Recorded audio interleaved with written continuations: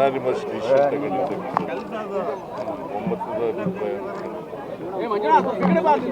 ಇಲ್ಲಿ ದಾವಣಗೆರೆಯಲ್ಲಿ ನಮ್ಮ ಪಕ್ಷದವರೇ ಆದಂಥ ಪೈಲ್ವಾನ್ ಸಾದಿಕ್ ಅವ್ರನ್ನೂ ಕೂಡ ಸಮಾಧಾನ ಮಾಡ್ತಕ್ಕಂಥ ಕೆಲಸ. ಏನು ಕಾಂಪನ್ಸೇಟ್ ಮಾಡೋ ಏನೋ ಪಾಲಿಸಿ ಇದೆ ಸರ್? ಅದಕ್ಕೆ ಕಾಂಪನ್ಸೇಟ್ ಅವಶ್ಯಕ ಅಂತ ಯಾವುದೂ ಚರ್ಚೆ ಆಗಿಲ್ಲ. ನಾವು ಅಲ್ಪಸಂಖ್ಯಾತರಿಗೆ ಪ್ರಾತಿನಿಧ್ಯ ಕೊಡ್ತಕ್ಕಂಥ ಕೆಲಸವನ್ನು ಮಾಡ್ತೀವಿ. ಮೊನ್ನೆ ಒಂದು ಪ್ರತಿಭಟನೆ ಕೂಡ ಮಾಡಿ ಬಾಗಲಕೋಟೆ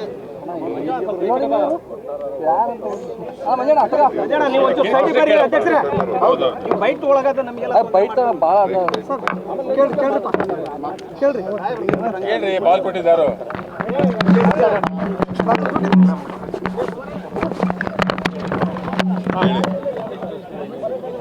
ಸರ್, ಈಗ ಎರಡು ಕಡೆಗೂ ಅತೃಪ್ತಿ ಇದೆ. ಸಮಾಧಾನ ಮಾಡಕ್ಕೆ ಏನಾದರೂ ಪರಿಹಾರ ಸೂತ್ರ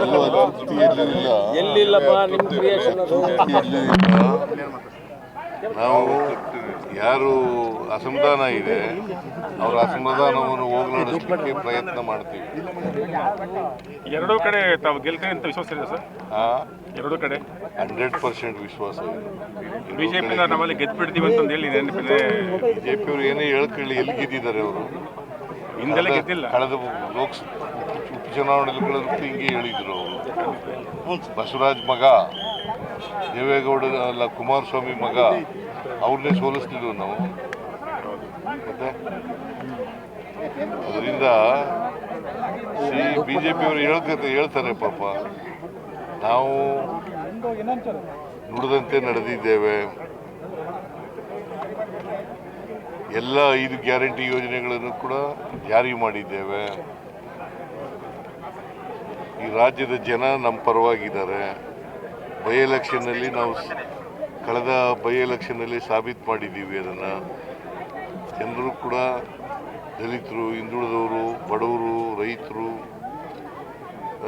ಅಲ್ಪಸಂಖ್ಯಾತರು ಎಲ್ಲರೂ ಕೂಡ ನಮ್ಮ ಪರ ಇದ್ದಾರೆ. ಈ 2 ಎಲೆಕ್ಷನ್ನ ರಿಸಲ್ಟು ಮುಂದಿನ 28ರ ಎಲೆಕ್ಷನ್ಗೆ ದಿಕ್ಸೂಚಿ ಅಂತ ಹೇಳ್ತಾರೆ. ಯಾರು?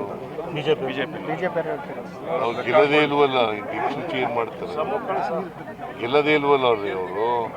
ಅದೇ ದಿಕ್ಸೂಚಿ ಆಗ್ಬೋದೇನೋ, ಅದೇ ದಿಕ್ಸೂಚಿ ಆಗ್ಬೋದೇನೋ ಗೊತ್ತಾಗಲಿಲ್ಲ. ಇಲ್ಲ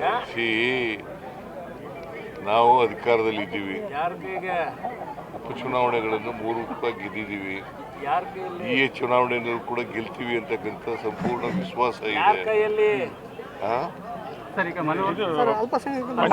ಪಂಚರಾಜ್ಯ ಚುನಾವಣೆಗಳದ್ದು ಏನಾಗ್ಬೋದು ಸರ್? ಪಂಚರಾಜ್ಯ ಚುನಾವಣೆಗಳದ್ದು ಏನಾಗ್ಬೋದು? ನಿಮ್ಮ ಬಿಜೆಪಿ ಎಲ್ಲ ಕಡೆ ಸೋಲ್ತದೆ ಸರ್. ಈಗ ಕೇರಳ ಸಿಎಂ ಹೇಳ್ತಾರೆ Rahul Gandhi BJP B team ಅಂತಂದು ಹೇಳಿ ಹೇಳಿದ್ದಾರೆ. ಆಮೇಲೆ ಮಾತಾಡೋಣ, ನಮ್ಮ ರಾಜ್ಯದ ಮಾತಾಡಯ ಅಂತಂದ್ರೆ ಸರ್ ಅಸಮಾಧಾನದ ಬಗ್ಗೆ ಏನು